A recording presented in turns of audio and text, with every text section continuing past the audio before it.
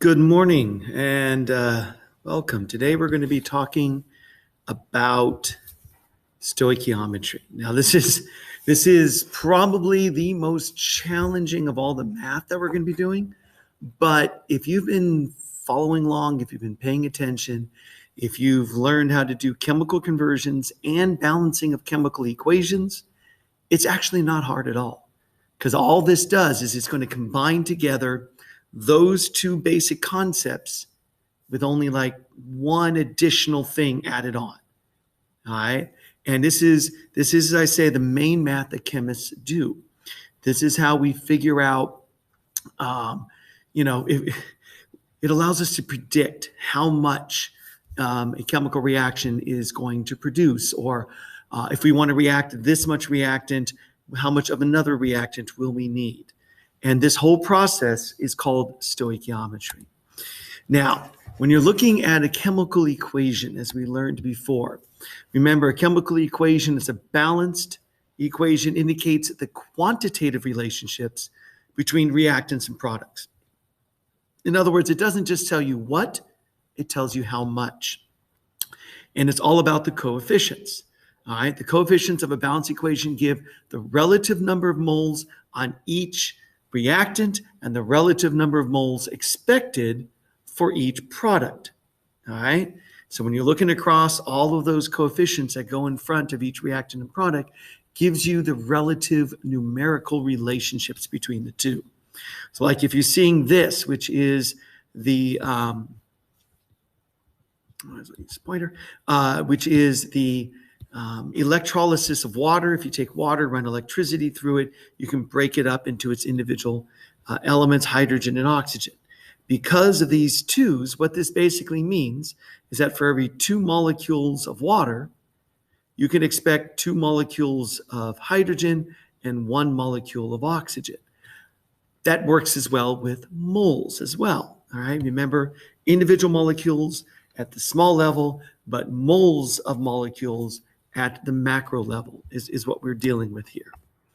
And the coefficients in a balanced chemical equation can be used as what are known as mole ratios. Okay. Now, mole ratio, this is like the one new thing I was telling you about. It is the ratio of the number of moles of any one part of a chemical reaction to another. So in that previous example, we could say that the basic mole ratio going across would be 2 moles of water for every 1 mole of oxygen for every 2 moles of hydrogen, for example. But we could take any 2 parts of those and say 2 moles of water will produce 2 moles of hydrogen, or 2 moles of water will produce 1 mole of oxygen. It's a little bit like when we did before, where we had like in every 1 aluminum chloride, AlCl3, there were 3 chloride ions. It's the same concept, but now looking at a balanced chemical equation. And since it is a ratio, it can be expressed as, yes, you guessed it, an equality, and used in a unit analysis problem that converts from any given number of moles of a reactant or product to any unknown number of moles of a different reactant or product. As long as they are in moles, that's when you can change the identity of the substance, okay? So you have to be in moles in order for this to work. And I got a sample problem here that I'd like to show you. For this reaction, for this problem, we're going to be looking at how many moles of water are needed to produce 13.8 moles of O2 gas. First thing you do for any stoichiometry reaction is that you need to have a balanced chemical equation. For this reaction, we use this as the balanced chemical equation. 2 moles of water are reacted or decomposed in order to form 2 moles of hydrogen gas and 1 mole of oxygen gas. Once we have that, we now set up our problem by starting with the starting point and end point. The starting point is the number, unit, and identity that is given to us in the problem. So we write 13.8 moles of O2 is our starting point. Now the question is, what is our end point? And that is, how many moles of water are needed to produce? So how many, unknown number, of moles of water? Now that we have our starting point and end point, we now look to our equalities. Now, every stoichiometry problem, you always start with the mole ratio as your first equality. Every single one. That's what makes a stoichiometry problem a stoichiometry one, as opposed to a chemical conversion problem. In order to figure out the mole ratio, it is always the same process. It is the number of moles of the starting point equal to the number of moles of the end point. That number is always found as the coefficient in the balanced chemical equation. So since our starting point is oxygen, we look to our balanced chemical equation and look for the coefficient in front of oxygen. That coefficient is a 1. If nothing is written, it's considered to be a 1. So I write, for my first equality, 1 mole of oxygen. It's the coefficient in moles of the starting point equal to the coefficient in moles of the end point. The end point's identity is water. So we look to the balanced chemical equation, and the coefficient in front of the water is a 2. So it is the coefficient in moles of the starting point equal to the coefficient in moles of our end point. That's how you do the mole ratio. Once you have the equality, and since in this one we're going from moles of water to moles of oxygen, 2 moles of water, we only need our one equality. Once we have our equality, we set up our grid. The starting point always is in the top left-hand corner of our grid. So we write the number, unit, and identity of our starting point. We draw both our vertical and horizontal line. And when you set up the grid, you have the units and identity in the top left-hand cell must match the units and identity in this bottom cell here. It's always diagonal. So since there are moles of oxygen, we want moles of oxygen down here. So we look to our equality. We find moles of oxygen right here. So we write the number that goes with it, 1 mole of oxygen. And what it's equal to, 2 moles of water, it always goes on top. So we put the 2 moles of water on top. So we double check. We have moles of oxygen on top, cancels out with moles of oxygen on the bottom. The units that are not canceled out, moles of water, must match, and they do, the units of our endpoint. That's how we know we set it up correctly. Now, we use our calculators in order to figure out the answer. Since the number is on top, we want to multiply. So, on our calculators, we have 13.8 times 2. We ignore the 1 since that doesn't change anything. So on our calculator, we go 13.8 times 2 equals. And we have 27.6. Now remember, the answer must equal or must include the correct number of significant figures and the correct units. To figure out the significant figures, we look to the number of significant figures in our starting point. 13.8 has 3 significant figures, so our answer also must have 3 significant figures. So we simply put 27.6. Now we also must make sure that it is in scientific notation when appropriate. However, since in this case, moving the decimal to where it's supposed to go in scientific notation, which is after the first non-zero digit, in this case the 2, since that would only move it one place, we don't have to put it in scientific notation for this problem. I'm going to keep it as it is and just keep it as 27.6, and then the units that are not canceled out, moles of H2O, and then I circle my final answer, and I'm done.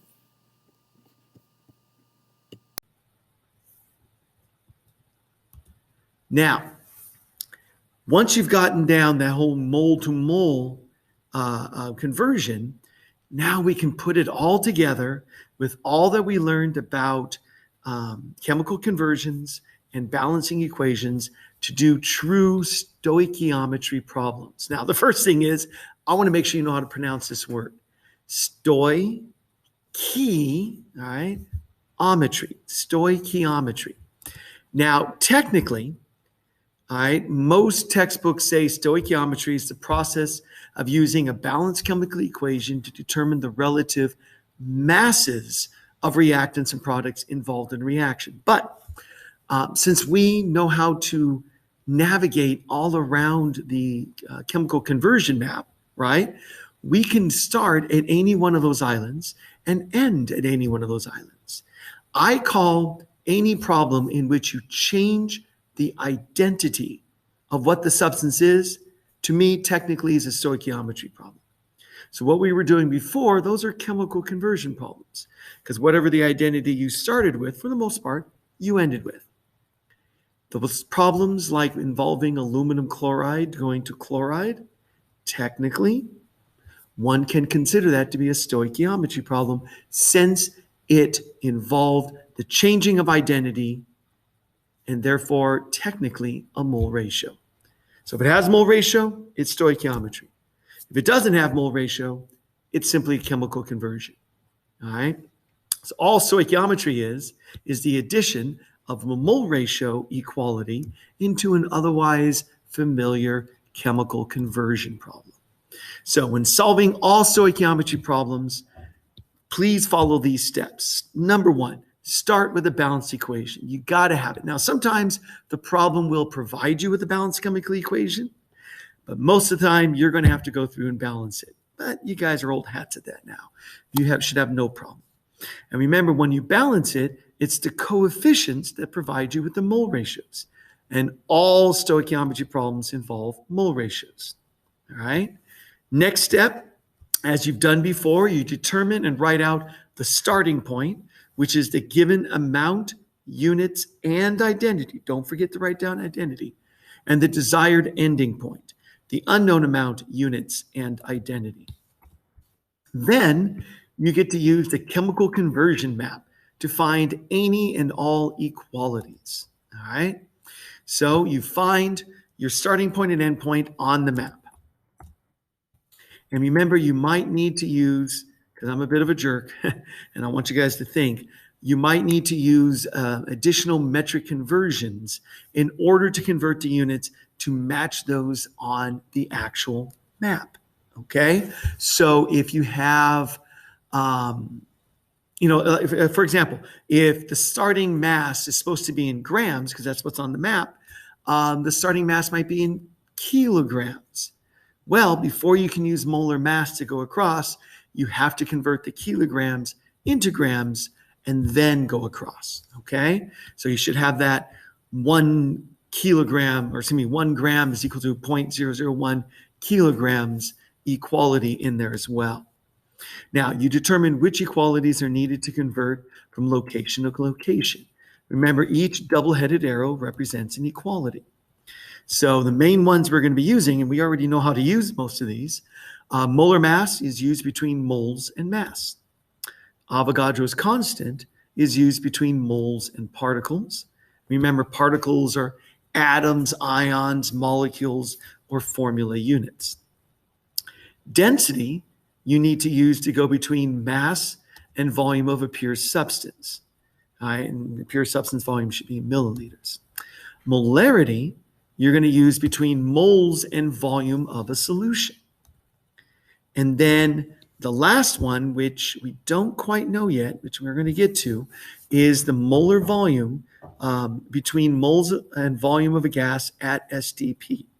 We learned about this back when we did, well, anyways, we'll talk about this later. All right, number 5. Now you can see here our map. And remember, these guys, you know about this, you know about this, you know about this, you know about this, you know all these islands. The one that we still have to learn is this guy up here, but it's just another starting point. And remember, the double-headed arrows, those are your monkey bridges.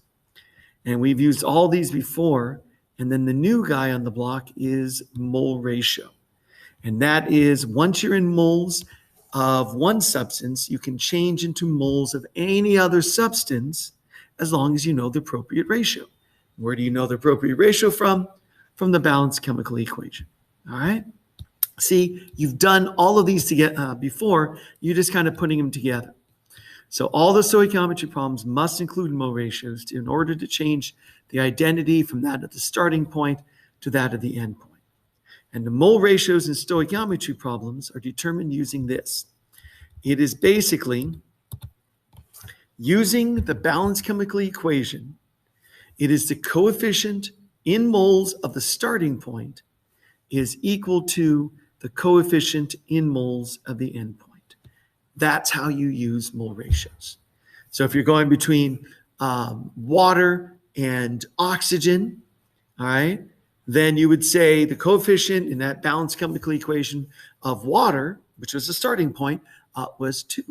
So 2 moles of water is equal to, well, the end point's oxygen, right?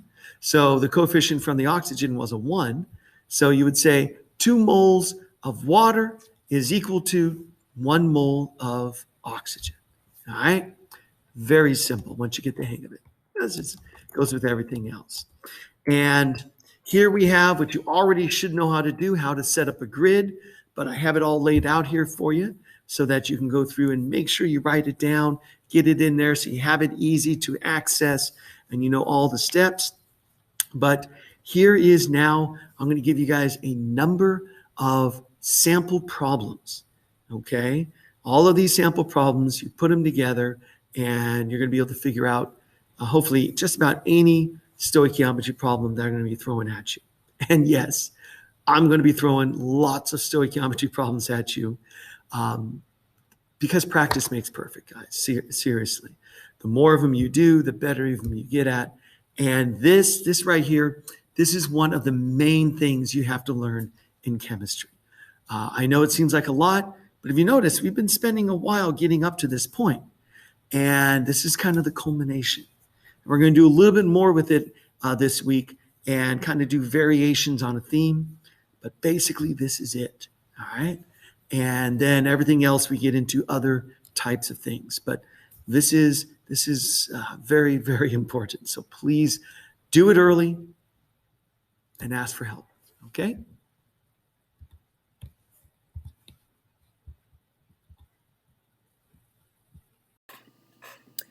Now, this is an example of how to do a mass-to-mass stoichiometry problem. The sample problem reads, how many grams of iodine is needed to react with 35.0 grams of aluminum? As with all stoichiometry problems, you must start with a balanced chemical equation. Here we have the unbalanced equation, so first we must balance it. You always start by listing each element underneath the yield arrow. You want to list it and therefore balance it in order of increasing frequency of occurrence. However, in this problem, since aluminum and iodine both appear only in 2 substances, the order does not matter. So, I start with aluminum and iodine here. Aluminum is found once on the left and once on the right.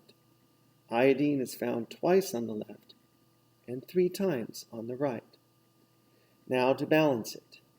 Since on the left, first of all, aluminum is already balanced to start off with. Iodine is only found on the left in multiples of 2. On the right, it's only found in multiples of 3. So I can start off by taking a bit of a shortcut and realize that on this problem, iodine must be a common multiple of both 2 and 3. So the first common multiple of 2 and 3 is 6. So I need to make both of these 6.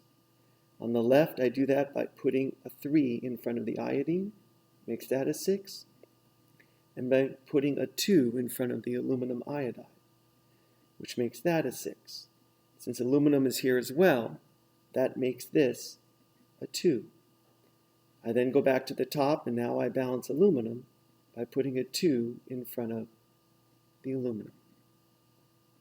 Now that it is balanced, I move on to the second step, which is to write down the starting point and end point. Now, the starting point is always the number, unit, and identity provided for in the problem. In this reaction, the number, unit, and identity is 35.0 grams of aluminum. Now I write down the end point, which is the unknown number, unit, and identity asked for. In this case, it's asking for how many grams of iodine.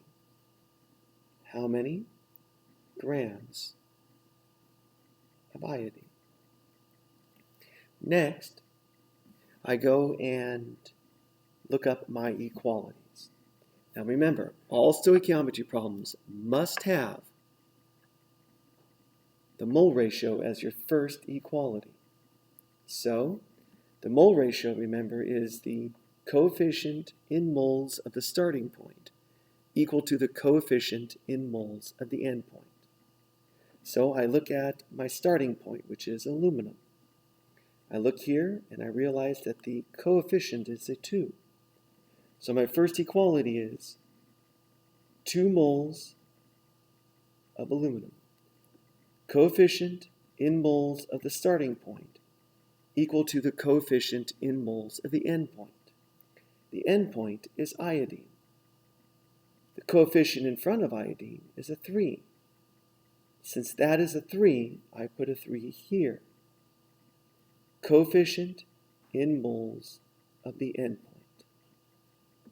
Next, for addition equalities, I now need to look at the units of my starting point and end point. If the units are grams, that means I need the molar mass of that substance. So I need to use the molar mass of aluminum. Molar mass is the mass in grams of 1 mole of a substance. So I write 1 mole of aluminum is equal to a number of grams of that substance. And I use the periodic table to find the number of grams. Since aluminum is an individual element, I simply use the average atomic mass from the periodic table. I find aluminum, and the number is 26.982. But whenever I take a number off the periodic table, I must always round off to 2 places past the decimal. So the number is going to be 26.98 grams. So I write 26.98 grams of aluminum. Now, to find another equality, I look at the units of the end point. Since that is also grams, I therefore also need the molar mass of iodine. Well, since iodine is a diatomic element, it comes in pairs. I don't just use the average atomic mass. I need to double it, since there are 2. So I take 126.9 and double it. So on my calculator, I take 126.9 times 2, and I get 253.8. So I write 1 mole of iodine is equal to 253.80, since I have to go 2 places past the decimal, grams of iodine. Now that I have all of my equalities, I can now set up my grid. As always, I start with the starting point in the top left-hand cell of my grid. So I have 35.0 grams of aluminum. Now, I have one vertical line per equality. Since I have 3 equalities, eventually I'm going to be writing 3 vertical lines. Since I have grams of aluminum here, I want to have grams of aluminum down here so that they cancel out. So I look for grams of aluminum amongst my equalities. They're right here. So I take this, cut and paste it down here. 26.98 grams of aluminum, and that's equal to 1 mole of aluminum. Whatever it's equal to goes on top. Once I use an equality, I cross it out, don't use it again. I have 2 other equalities, so I have another vertical line, and I do this again. I have moles of aluminum here, therefore I want moles of aluminum here. I look for it, they're right here. So 2 moles of aluminum, 2 moles of aluminum, and then that is equal to 3 moles of iodine. So I put 3 moles of iodine. Again, since I use this equality, I cross it out so I don't get confused. And I have 1 more equality, so I have 1 more vertical line. Here I have 3 moles of iodine. I want to have the same units down here. So again, I look for moles of iodine. Now I can't use this one. I've already crossed it out. I've already used it. So I have to use this one. So I take this, I cut and paste it down here. And whatever it's equal to, in this case, 253.80 grams of iodine goes on top. Now, I double check to make sure everything's canceled out. I have grams of iodine, grams of aluminum cancels out with grams of aluminum. Moles of aluminum cancels out with moles of aluminum. Moles of iodine cancels out with moles of iodine. And the only thing I'm left with are grams of iodine, which match the units of the endpoint. That's how I know I set it up correctly. Now, I use my calculator to calculate. Remember, if the number's on top, I multiply. The number's on the bottom, I divide. Ignore the ones, and the order really doesn't matter. So on my calculator, I go, first of all, 35.0 divided by 26.98 times 3 divided by 2, and then, since this is on top, times 253.80 equals. So my calculator reads 493.8658265, but of course that has far too many digits. I need to round it off. I look to my starting point. My starting point has only 3 significant figures, so my answer can only have 3 significant figures. So I go and I round it off after the 3rd digit, which is the 3. And since that 8 is larger than a 5, that 3 rounds up to become 494, and then the grams of iodine.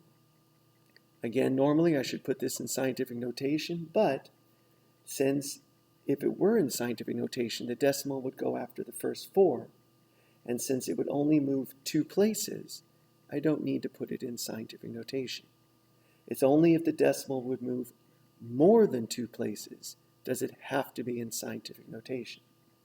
So I can just leave it as 494 grams. I go and I circle my answer, and I am done.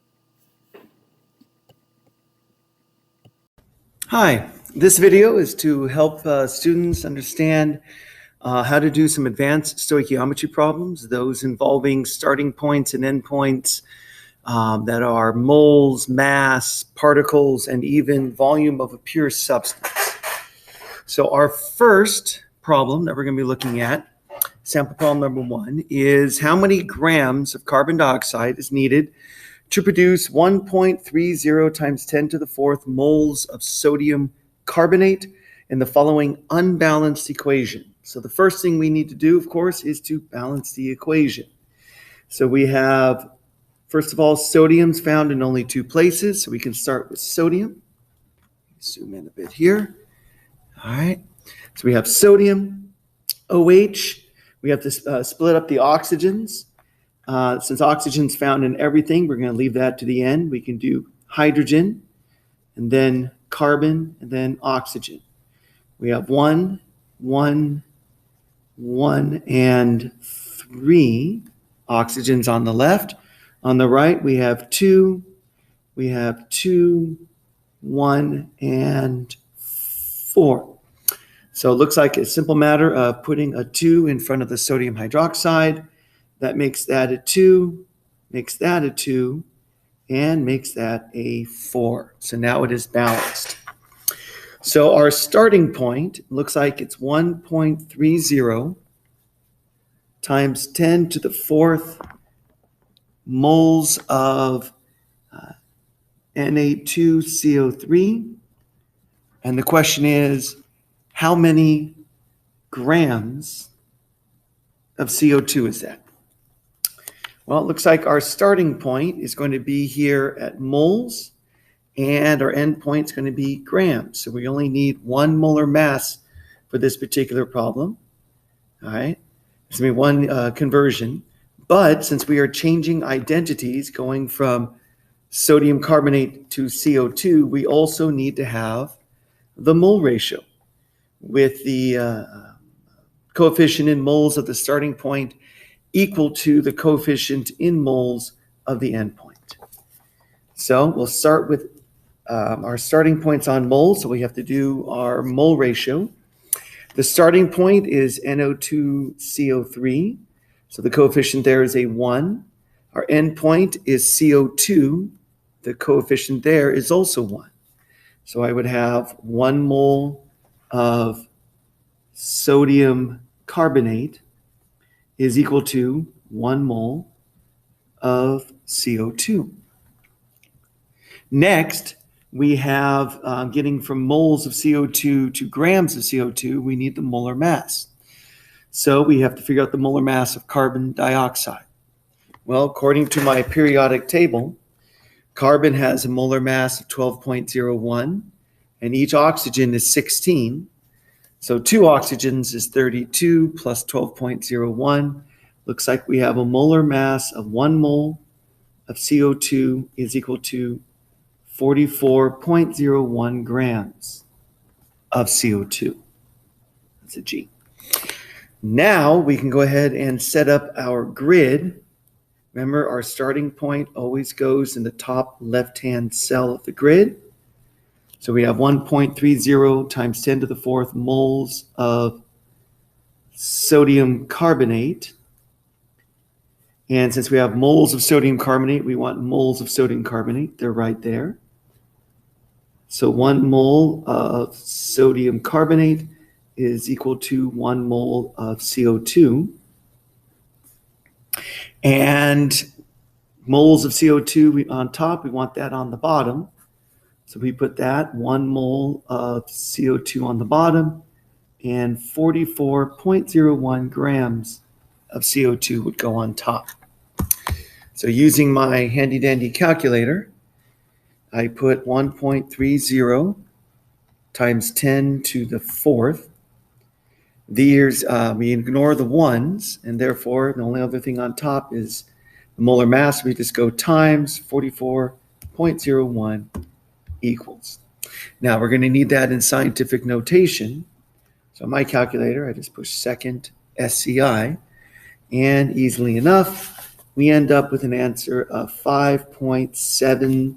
Remember, 3 significant figures, so 3 here. 5.72 times 10 to the 5th, and the units are grams of CO2. So that's our first problem. Now the next problem has how many grams of CO2 is produced when you have 5.27 times 10 to the 24th molecules of propane, that's C3H8, and it is burned in the following unbalanced reaction. So, as always, first step, balance the reaction. We have carbon, hydrogen, and oxygen. We have 3, 8, and 2. 1, 2, 3. So we go ahead and start with the 3 in front of the CO2. That makes 3 carbons, but oxygens, 3 times 2 is 6, plus 1 is 7. Hydrogens, 8 and 2, so we put a 4 in front of the water. 4 times 2 is 8. But oxygens now, 3 times 2 is 6, plus 4 here gives us 10. This is relatively simple. We just simply put a 5 in front of the oxygen, makes that a 10, and it is now balanced. Now that we have that, we go ahead and set up our starting point and end point. Our starting point is 5.27 times 10 to the 24th molecules of propane. And the question is, how many grams of CO2 is that? Well, in this case, again, we are looking at our handy-dandy chemical conversions map. At this point, we are starting off with particles, because that's where molecules live, and we're going all the way over to mass. So that's 2 equalities. We need both Avogadro's constant and a molar mass. But since we're changing identity while on mole island, we also need to change. I used the mole ratio to change our identity. So the first step is to get from molecules to moles. So we're going to use Avogadro's constant. There are 6.022 times 10 to the 23rd molecules of propane for every 1 mole of propane. Next, we need to do the mole ratio, which is the coefficient in moles of our starting point equal to the coefficient in moles of our end point. So the coefficient in moles of our starting point is 1. Remember, nothing written means 1. Our end point is CO2. Coefficient of the CO2 is a 3. So I write 1 mole of propane is equal to 3 moles of carbon dioxide. And then finally, we need the molar mass of carbon dioxide. I'm going to cheat a little and just use the molar mass to be from the previous problems, the same 1. So 1 mole of CO2 is equal to 44.01 grams of CO2. Once I have that, I go ahead and put my starting point, 5.27 times 10 to the 3rd molecules of C3H8. Since molecules of propane is on top, we're going to want molecules of propane on the bottom. So they're right there. So that's going to be 6.022 times 10 to the 23rd molecules of propane. And that's equal to 1 mole of propane. Cross that out. Don't use that again. Now I have moles of propane on top. I want moles of propane on the bottom. They're right there. So 1 mole of propane on the bottom, and that's equal to 3 moles of carbon dioxide going on top. Cross that out. Now I have moles of CO2 on top. I want moles of CO2 on the bottom. So I'm going to take it from right there. That's 1 mole of CO2 is equal to 44.01 grams of CO2. Double check to make sure everything cancels out. Molecules of propane, molecules of propane, moles of propane, moles of propane, moles of CO2, and I'm left with grams of CO2, which is exactly where I want to end up. So using my handy-dandy calculator, I go ahead and I do 5.27 times 10 to the 23rd divided by, since it's on the bottom, 6.022 times 10 to the 23rd. And then it's on top, so times 3.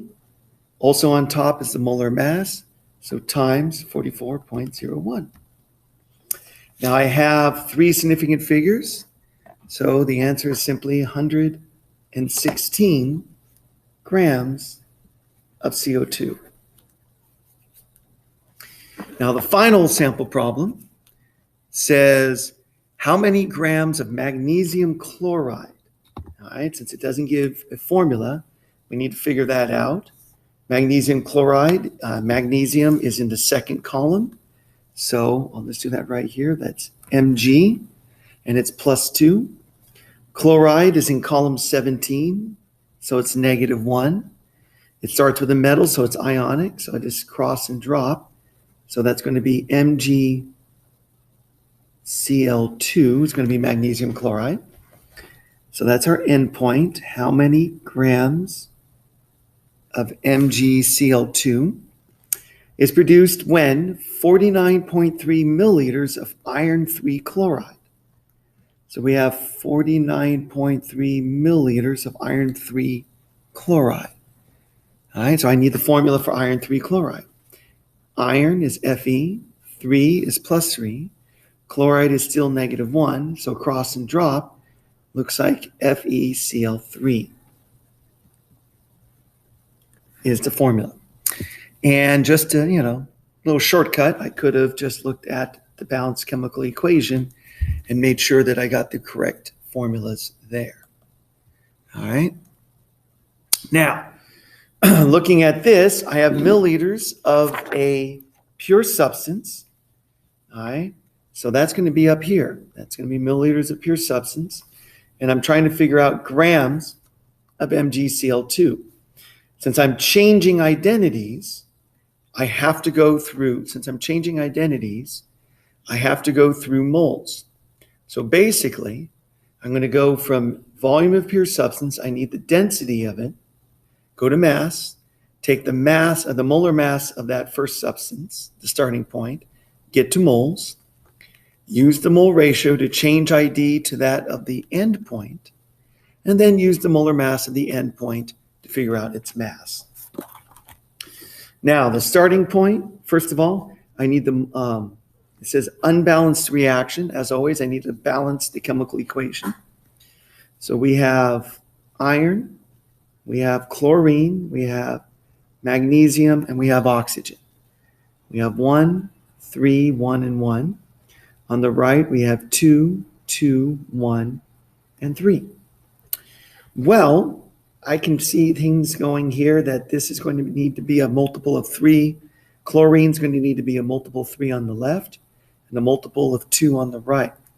So I can take a little shortcut and simply put a 3 there. Didn't leave enough room there, sorry. 3 there and a 2 there. That will make that a 6 and that a 6 to balance out the chlorines. That'll change the iron also to a 2 there. All right. But the magnesium is going to get changed to a 3. So over here, I'm going to put a 3 there for the magnesium oxide. That changes that to a 3 and the oxygen to a 3. And now it's balanced. So now I have my starting point, end point. I have milliliters of iron 3 chloride. I need the density. Do they give us the density? Why, yes, they do. It's right there. So that tells me that there are 2.90 milliliters of iron 3 chloride, grams, my mistake, grams of iron 3 chloride equal to 1 milliliter of iron 3 chloride, okay? Next, I need to have the molar mass of iron 3 chloride to get over to moles. Again, that got me from volume to mass. Now I'm going from mass to moles, so I need the molar mass. Well, I have 3 chlorines and 1 iron.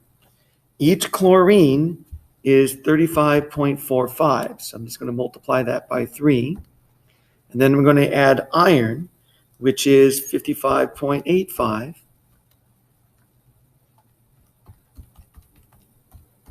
And I get a molar mass of 1 mole of iron 3 chloride is equal to 162.20 grams of iron 3 chloride.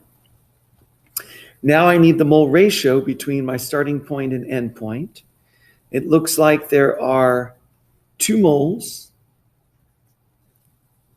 of iron 3 chloride, and that's going to be equal to 3 moles of magnesium chloride.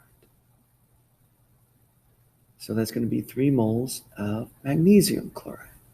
So there's my mole ratio. Now I'm magnesium chloride. Now I need to get, excuse me, one final equality to get once I'm moles of magnesium chloride, I need to find the molar mass of magnesium chloride to get back to mass, since that's the units of our endpoint, grams. So I have 2 chlorines at 35.45 times 2, plus magnesium at 24.31. And that gives me 1 mole of magnesium chloride is equal to 95.21 grams of magnesium chloride. So once I have all that, I then can take my starting point, which is 49.3 milliliters of iron 3 chloride, and I can set up my grid. Now I have milliliters of iron 3 chloride, therefore I want milliliters of iron 3 chloride down on the bottom. They're right there, it's 1. So that's 1 milliliters of FeCl3, and that's equal to 2.90 grams of Cl3, excuse me. Cross that out, don't use that again. Now I have grams of iron 3 chloride, and I want to have grams of iron 3 chloride, they're right there. So I put the 162.20 grams of FeCl3 on the bottom, and that's equal to 1 mole of iron 3 chloride on the top. Cross that out, don't use that. And now I have moles of iron 3 chloride on top, they're right there, so I'm going to want to put them on the bottom. So that's 2 moles of iron 3 chloride, and it's equal to, putting it on top, 3 moles of magnesium chloride. Cross that out, one more equality, one more vertical line, and finally I have moles of magnesium chloride. I want moles of magnesium chloride on the bottom. So that's 1 mole of Cl2, of MgCl2. That's right there. And that's equal to 95.21 grams of magnesium chloride goes on top. Double check, make sure everything cancels out. We have milliliters of iron 3 chloride, milliliters of iron 3 chloride. Grams of iron 3 chloride, grams of iron 3 chloride. Moles of iron 3 chloride, moles of iron 3 chloride. Moles of magnesium chloride, moles of magnesium chloride. And that leaves us with grams of magnesium chloride, which is exactly where we want to end up. So I know I set it up correctly. So on my handy dandy calculator, I go ahead and take 49.3 and then times 2.90. Now that's on the bottom, so divided by 162.20. And then here we have both top and bottom. The order does not matter. So I go times 3 divided by 2. And then finally, on top, I go times 95.21 equals. I have 3 significant figures to start off with. So I round off after the 3rd digit. So I have 126 grams of magnesium chloride is my answer. Well, I hope you found this useful. Remember, if you need additional help, please come to tutorial.